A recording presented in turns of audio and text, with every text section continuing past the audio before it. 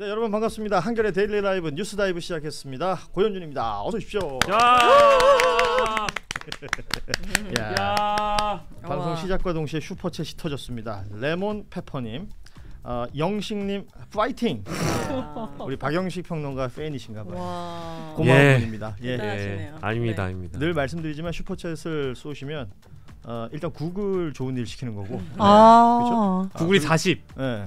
그리고 한겨레 TV에서 또 일부 가져가죠. 예. 저희한테 오는 건 없잖아요. 예.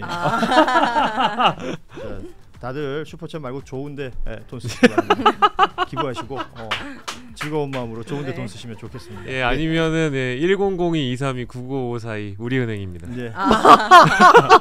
진짜.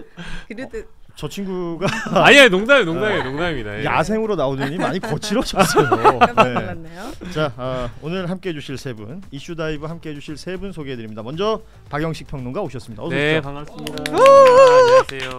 자, 그리고 민주연구원 부원장이시고요. 전예현 평론가 오셨습니다. 어서 오십시오. 안녕하세요. 네. 자, 그리고 우리의 오윤혜 씨도 함께합니다. 어서 오십시오. 네, 반갑습니다. 오윤혜입니다. 네. 자, 비가 옵니다. 많이 와요. 예, 저는 굉장히 다행스럽습니다. 차가 엄청 더러웠는데 자동세차. 자동세차가 됐어요. 거품 있으면 좀 뿌리고 싶을 정도로. 네.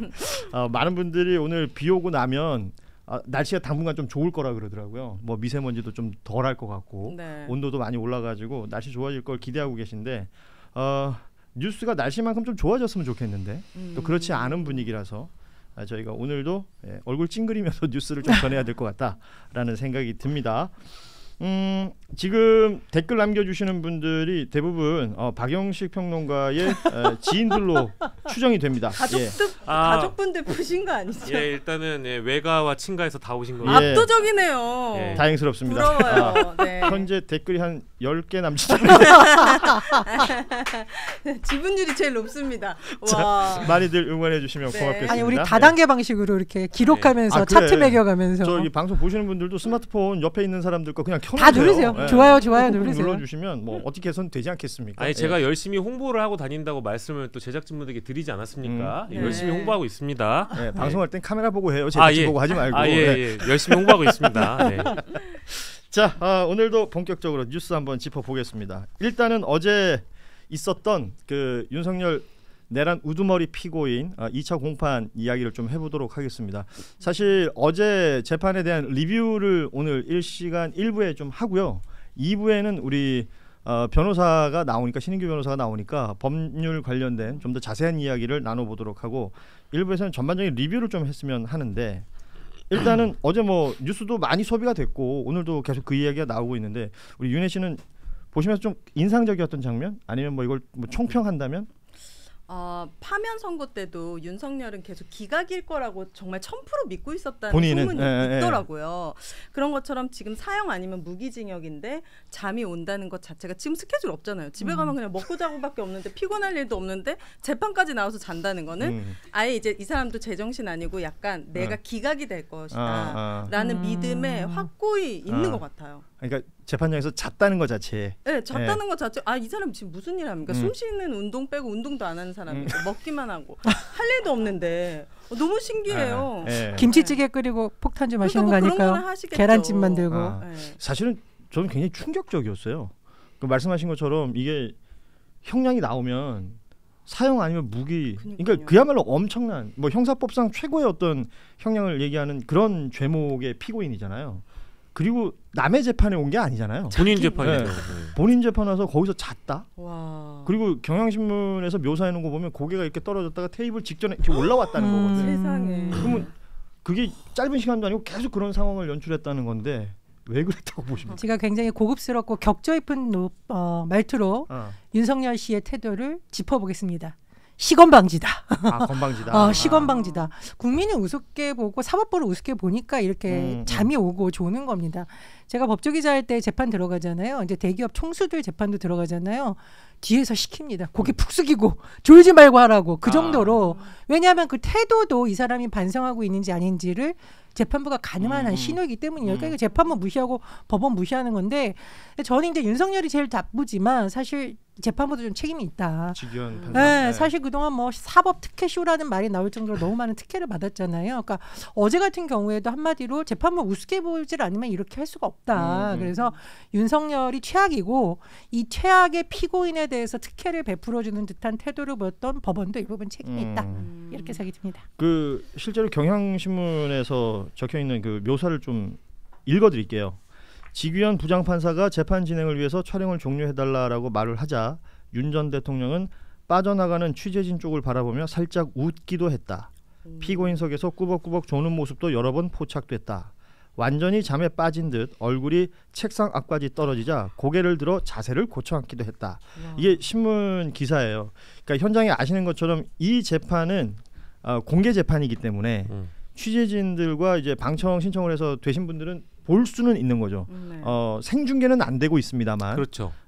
지금 이 부분 중에 1차 공판 때는 아예 촬영 자체가 불허가 돼서 우리가 볼 수가 없었지만 어제 재판은 적어도 법정에 들어가는 모습, 피고인석에 앉는 모습까지는 볼 수 있었잖아요. 그리고 카메라가 빠지고 난 다음에 그쪽을 보면서 웃었다는 거예요. 피식거렸죠. 윤피식. 예. 윤피식. 그러니까 이제 왜냐하면 헌법재판소 변론기일 때도 그 증인들이 진술을 하고 있는 와중에도 피식거린 적이 있어요.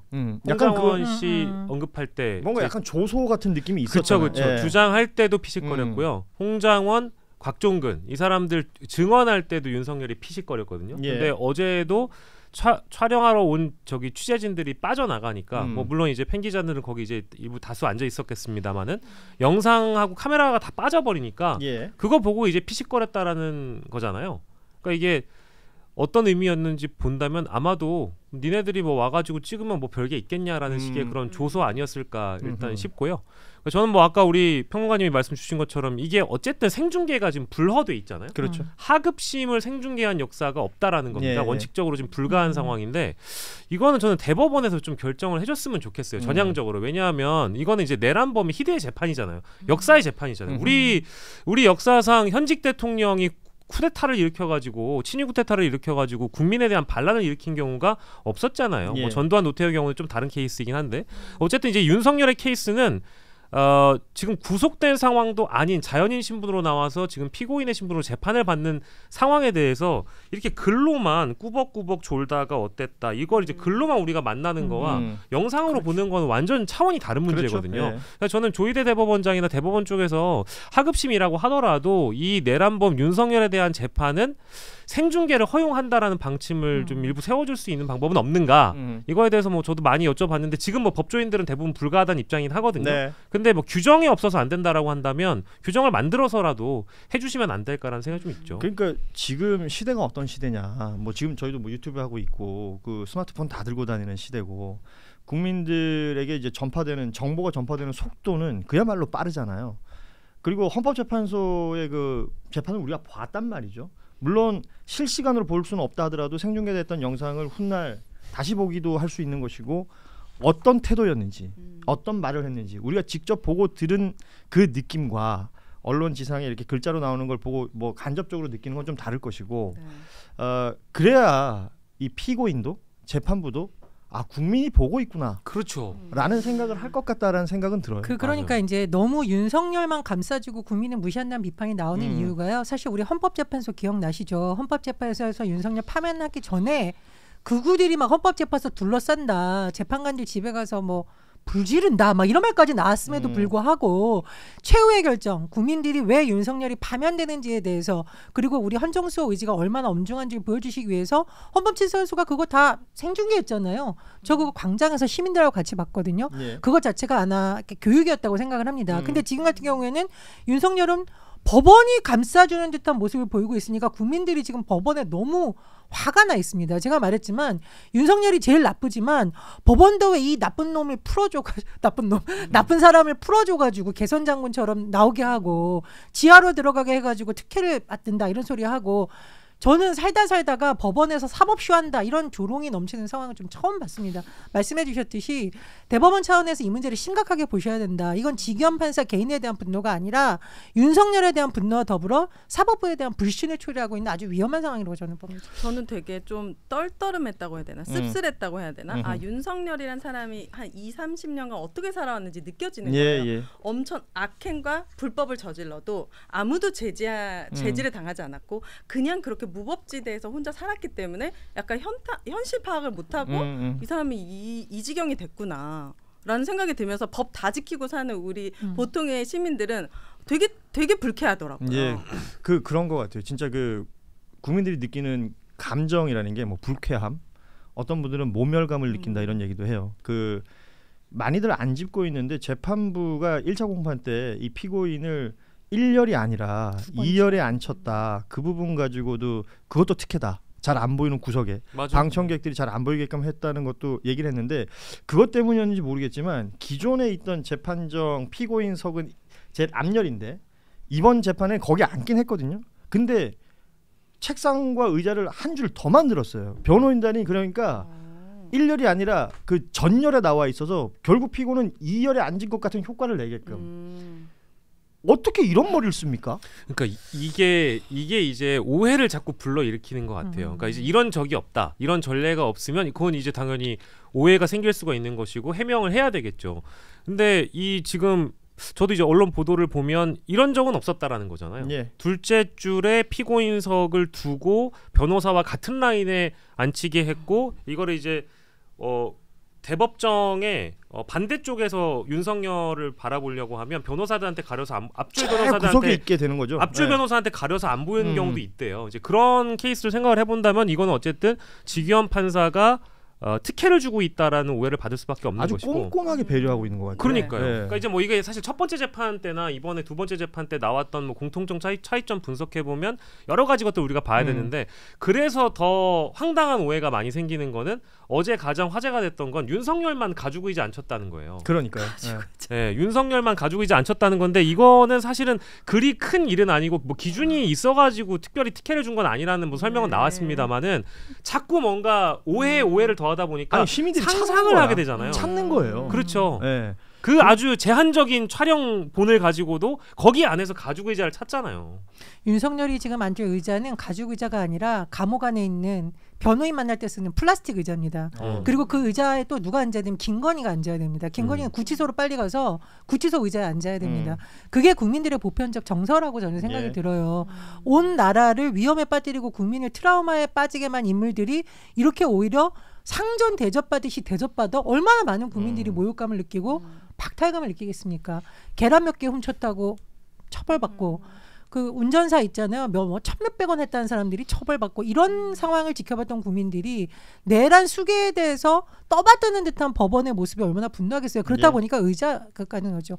법 앞에 평등도 안 지켜지고 의자 앞에 평등도 안 지켜진다. 그래서 요거는 뭐 어쨌든 반론을 실어드려야 되니까 이 대법정 검사석에도 가죽 의자가 있다라고 이제 법원 쪽은 해명을 했답니다. 별 의미가 없다라는 겁니다. 그러니까 오해하지 말아달라 이건데 자꾸 오해할 일을 본인들이 만들어 놓고 이제 상상하지 말라고 하니까. 오늘의 댓글이 하나만 그런 게 얘기해요. 올라옵니다. 예. 만약에 저도요 여기 왔는데 박영씨 앵커님한테는 커피 주고 저만 물 주잖아요. 그럼 저 삐지거든요. 이게 보편적 사람들의 생각입니다. 저도 물 주셨어요. 어쩌다 보니까 저만 커피를 아니. 아 지금 한겨레 제작진 지금 규탄해도 되겠습니까? 우리 지금 맘 상했어. 저희 제작진은 저한테 특혜를 주시기 바랍니다. 주시기 바랍니다. 그러니까 제가 말하는 건 너무 아무것도 안 해줘. 아니 커피 한 잔에도 사람들이 이렇게 보게 되는데 이 엄중한 시기에 그 재판이 이러니까 이제 속이 상한 거죠. 아니 그러니까 지금 하와이 피스톨님이 그 가죽 의자가 얼마나 편하면 뭐 거기서 잤겠냐. 잠이 오냐. 아 얘기까지 그렇죠, 하시고. 그렇죠. 요조님께 말이 딱 맞는 것 같아요. 재구속 시키면 사실 뭐 촬영이 되네 마네 이런 거 없잖아요. 그리고 그렇죠. 되게 심사도 빨리 되고 재구속 시켜야죠. 그러니까 맞아. 그런 뭐 법적인 절차나 뭐 가능성 이런 얘기들은 전문가분들이 또 해주실 텐데 어제 재판정의 분위기만 보고도 이런 어떤 배려, 특혜 뭐 이런 얘기를 막 하게 되는데 그 1차 공판 때는 90분 넘게 혼자 막 말을 했다는 거 아닙니까? 그런데 어제는 뭐 6분 남짓 얘기를 했다고 하는데 근데 그 6분을 그야말로 궤변으로 꽉 채웠어요. 일단 먼저 이 얘기부터 좀 해보겠습니다. 계엄이라는 건 칼과 같다. 네. 칼이라는 게 요리도 하고 산에서 땔감도 하고 환자 수술도 하고 또 살인 같은 범죄도 저지를 수 있다. 이게 내란이라는 관점에서 재판을 한다면 칼을 썼다고 무조건 살인을 하고 도식적으로 하는 것이 아니라 친위 쿠데타라는 게 증명자의 관점에서 다뤄져야 된다. 뭔 소리입니까 이거? 전에는 달 타령을 해가지고 국민들을 헷갈리게 하더니 이번에는 칼 타령을 하고 있다. 진짜 지긋지긋합니다. 언제까지 이런 상황을 봐야 되는지 모르겠는데 내용도 안 맞아요. 계엄은 물론 대통령의 권한입니다. 하지만 요건이 있어요. 요건에 맞지 않는 계엄을 했기 때문에 헌재에서 파면받는 데에도 큰 영향을 미친 건데 이렇게 개변을 하고 있고요. 그리고 저는 개인적으로 이게 무슨 윤석열이 나라를 위한 듯이 뭐 일부 아스팔트에서 소리가 나오는데 윤석열, 김건희의 치부를 덮기 위한 공천 문제, 매간 매직 의혹을 저는 덮기 위해서 한 계엄이라고 보고 있거든요. 그러니까 이런 엉뚱한 말 해가지고 물타기를 하지 않았으면 좋겠고 이런 아니, 엉뚱한 말 좀 안 듣 빨리 재구속시켰으면 좋겠어요. 잠에서 덜 깨서 한 소리 아닐까요? 이게 나는 무슨 말인지 모르겠거든. 근데 이 말은 맞는 것 같아요. 장기 독재를 위한 친위 쿠데타라는 게 증명돼야지.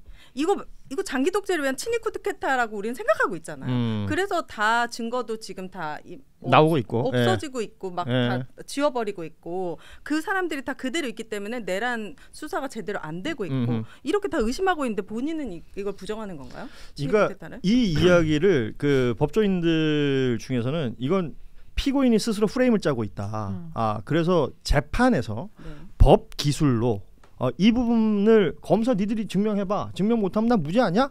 아니면 공소기각되는 거 아니야? 라는 프레임을 짜고 있는 것이기 때문에 법기술을 부리고 있는 것이다 라는 판단을 하시더라고요. 이 이야기는 2부에 신인규 변호사와 좀 더 자세히 나눠보도록 하고 그리고 판검사들한테 이제 훈계하는 모습이 있어요. 그러니까 소송지휘라고 하죠. 그러니까 쉽게 말하면 재판정이 하나의 그 쇼 무대라고 치면 말 그대로 그 주심 판사가 진행을 하고 있는 거잖아요. MC를 보는 건데 야 MC 그렇게 보는 거 아니야. 그리고 검사들한테는 뭐 이걸 이런 식으로 뭐 로직을 짜서 와야지 이게 무슨 내란 로직이 나오니? 증인을 왜 얘들을 불렀어? 쟤들부터 불렀어야지. 이런 얘기를 했다는 거 아닙니까? 그걸 듣고 있어요, 지기현은? 그런 것 같은데요. 듣다가 이제 제지하긴 했다죠. 네, 한마디를 하긴 했대요. 이럴 수가 있는 거예요? 아니 지금 일반적인 피고인이? 판사한테? 난 모르겠어. 나 사형인데? 가능해요? 나 사형. 나 사형인데 너 똑바로 해 이렇게 할 수 있는 거예요? 이거 무슨 정신이죠? 지금 이런 일이 너무나 신기하다. 뭐랄까 우리가 본 적도 없는 일이라서. 그죠. 제가 재판정에 들어갔던 많은 경험을 보면은요, 심지어 그 당사자가 아니라 증인들 중에 나와도 손을 벌벌벌 떱니다. 왜냐하면 자기 말 한마디가 정말 이 사람이 죽고 사는 문제하고 연관되어 있기 때문에 분위기가 맞아요. 그만큼 엄중하고 말씀드렸듯이 심지어 대기업 회장으로 불려나왔던 사람들도 젊은 판사들 앞에서 고개를 푹 숙이고 최대한 겸손해 보이려는 척이라도 합니다. 네. 윤석열은 지금 척도 안 하고 있는 거예요. 제가 말씀드렸듯이 대법원에서 이 문제를 엄중하게 봐야 되고 저희 재판부 교체해야 된다고 봅니다. 민주당에서는 지기현 판사 징계까지 해야 된다는 말이 나오는데 사법부를 무시해서가 아니라 지기현이라서 사법 특혜 쇼가 벌어지고 있다는 이 상황을 그렇게 하면 타개할 수가 없다. 이걸 어떻게 벗어나느냐. 말씀해 주셨듯이 빨리 재구속시키면 그나마 윤석열이 조금 바뀌지 않을까. 구치소 치료를 해야 된다. 이게 답이라고 봐요. 지금 지기현 판사가 앞서 우리 잠시 얘기했지만 그 피고인의 이런 어떤 모습에 뭐 발언에 내란죄 초점 맞춰서 법과 논리를 세워놓고 재판해야 된다. 본질과 관계없는 증인 신문은 필요 없다라는 취지의 윤석열 피고인의 발언이 있은 후에 지기현 판사가 재판부가 명확하게 기조를 갖고 재판하고 있다. 여기에 의심을 하면 잘못된 것이다. 혐의 입증은 어디까지나 검찰이 하는 것이다. 등의 이야기를 하면서 우리가 지금 1심 끝나고 나서 들었던 이야기하고는 좀 다른 태도를 보이긴 했단 말이에요. 네.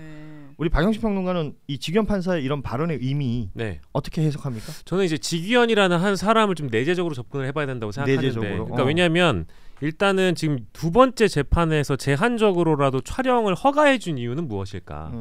뭐 한 5분도 안 되긴 했습니다만은 윤석열 얼굴 보여주고 본인의 얼굴을 노출시키면서까지 어쨌든 1차 재판 때와 다른 상황을 어쨌든 만들어준 건 뭐였을까? 간단합니다. 욕을 먹었을 거거든요. 그리고 동료 판사들에게도 분명히 비판을 받았을 겁니다. 구속 취소 인용을 받아준 것만으로도 해준 것만으로도 아니 어떻게 멀쩡한 기존에 있었던 판례들을 따르지 않고 창의적인 해석을 통해 나를 시간으로 계산해서 이렇게 빼줄 수가 있느냐. 근데 뭐 일설에 의하면 지인들한테 그런 얘기를 했다는 거 아닙니까? 검찰 쪽에서 당연히 항고할 줄 알았어. 이제 이런 식의 발언이 있었다라고 하는데 그 설에 의하면. 근데 그렇게 주변의 반응이나 뭐 네티즌들의 반응이나 뭐 판사라고 하더라도 뭐 유튜브도 볼 거 다 보고 할 거 아니겠습니까? 특히 신경을 좀 많이 쓰는 캐릭터라고 해요. 그러니까요. 그런 얘기가 들립니다. 그러니까 이거는 이런 식으로 언론에 자신의 어떤 발언이 노출될 거라는 걸 충분히 알고 자신도 더 욕먹고 싶지가 않은 거예요. 일종의 알리바이성 발언이다. 저도 그렇게 생각합니다. 그래서 마음이 굉장히 여리신 분 같아요. 그러니까 1차적으로 잘못했다면 그때 구속 취소 인용을 가지고 실수를 하고 지금 반성을 하고 있을지 모르겠지만 어쨌든 주변에서 들리는 여론에 어마어마하게 신경을 쓰고 있는 멘탈이라면 앞으로 변화할 가능성은 좀 보이나 다만 국민들 감정에는 좀 못 미치는 것 같아요. 지금 지규현 판사의 선택이라는 게 왜냐하면 지금 법정에서 보여주는 피고인의 태도나 그리고 이렇게 저희가 지금 피고인의 언급들을 다루고 있는데 이거 다 저는 재구속 사유라고 보거든요. 이거 하나하나가 내란 선전 선동이고요. 두 번째로는 자신의 범죄 혐의에 대한 철저한 부정입니다. 이걸 뭐 구속시킬 수 있다고 저는 보는데 거기까지는 아직 더 욕을 먹어야 될 것 같아요. 이제 국민들 사이에서 윤석열, 지기현이 탈옥 공동체라는 말까지 나오고 있습니다. 탈옥 공동체. 이거 진짜 법관에 대한 최대 모욕의 말인데 근데 그게 보이잖아요. 법원 결정으로 구속시켜놓고 법원에서 다시 풀어줘? 이런 전례 없는 일이 더군다나 내란 수괴에게 혜택이 돌아가? 그래서 저는 이제 뭐 상당 부분 본인의 얼굴 나오고 예전에 무슨 퀴즈쇼에 나왔던 것까지 다 나오고 이러니까 조금 무서워하는 걸 보여주고 있는데 지금 주목할 부분이 있습니다. 국민의 사이에서 윤석열 재구속하라고 서명운동하고 지금 난리 났어요. 지기현 판사 이런 거 똑바로 봐야 됩니다. 왜 국민들이 이렇게 분노하고 있고 왜 사법부 내에서 정말 지기현 어떻게 재판부 바뀌어야 되는 말이 일각에서 나온다는 소문도 있는데 이 상황 좀 엄중하게 봐야 된다고 봐요. 그래요. 저는 뭐 이제 어쨌든 지금 재판정에 들어가 있는 삼각의 축이 판사, 검찰, 변호인이 있잖아요. 근데 셋 다 지금 다 같은 사람들처럼 보인단 말이에요. 운명 공동체 같잖아요, 마치. 네. 카르텔. 그렇죠. 카르텔 같이 보여서 저는 검찰도 마찬가지인데 윤석열 측의 편이 아니라고 한다면 본인들 스스로 이제 기피 신청을 해야죠. 근데 지금까지 하지 않았잖아요. 그렇죠. 판사는 그나마 뭐 이제 제한적으로 영상을 허가해주고 아직까지도 이제 윤석열은 지하 주차장으로 들어와 있잖아요. 그러니까 이런 것들을 하나하나 이제 여론의 압박을 통해서 지규현의 변화를 이끌어내는 것만이 저는 유일한 방법이라고 봅니다. 그 재판장에서 볼 수 있는 법조 3륜이라고 하죠. 판사, 검사, 변호사. 그 요새 참 인기 없는 직업들 같아요. 예.